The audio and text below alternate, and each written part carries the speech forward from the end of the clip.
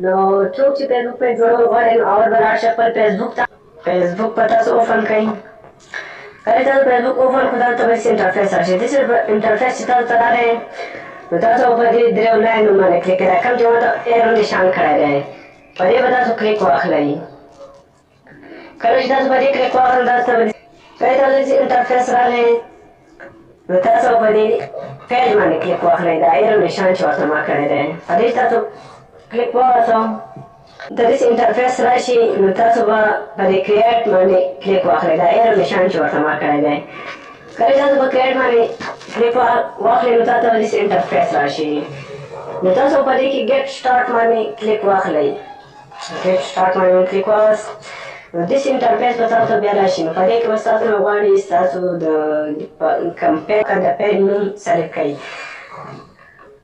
زه دې کې خپل نوم لیکم. تاسو چې کوم دا پیج په کوم نوم جوړوئ نو هغه به کې لیکلی شئ.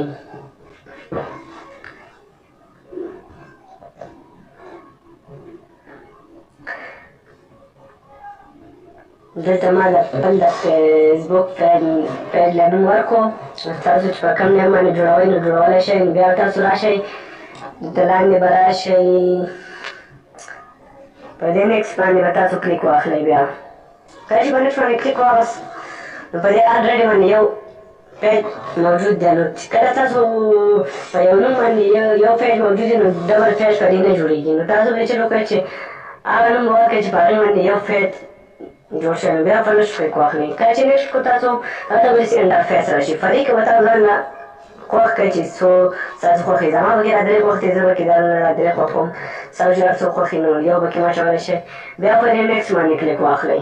کله چې په نیکسټ باندې تاسو کلیک واخلئ نو تاسو ته داسې انټرفیس راځي. کله چې داسې انټرفیس راځي نو انټري اډرس باندې به تاسو کلیک واخلئ. دلته خپله خپل پته ولیکئ نو تاسو ته به داسې انټرفیس راشي. کله چې تاسو ته داسې دغه راغی نو تاسو به داسې چل وکړئ.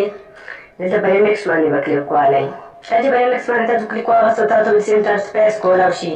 کله چې تاسو داسې انټرفیس کولاو شي نو تاسو ته وایي چې انټري ویب سایټ. که ستاسو ویب سایټ د یوټیوب چینل جوړ وي نو هلته به لاړ شئ خپل د یوټیوب چینل لینک په کابې کې هغه به په دې کې ورکړئ. که ستاسو یوټیوب چینل دی نو بیا به بله لاړ شئ سکیپ وکړئ. نو زما د یوټیوب چینل چې دی نو زه به لاړ شم خپل یوټیوب چینل ته.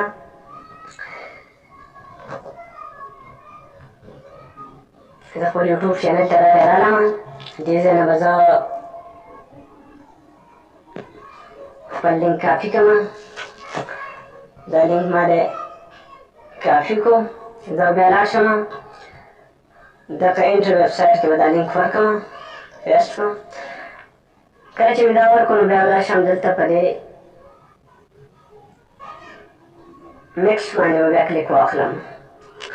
کله چې ما په دې نیکسټ باندې کلیک واخلم ما ته داسې انټرفیس راځي. کله چې داسې انټرفیس راغی نو تاسو دې له خپل پیک ورکولی شئ. زه خپل پیک دا ورکوم فلحال. ستاسو کوم پیک نو ورکولی شئ. بیا دلته شاته بیکګراونډ پیک ما دا دی خپل ورکوم.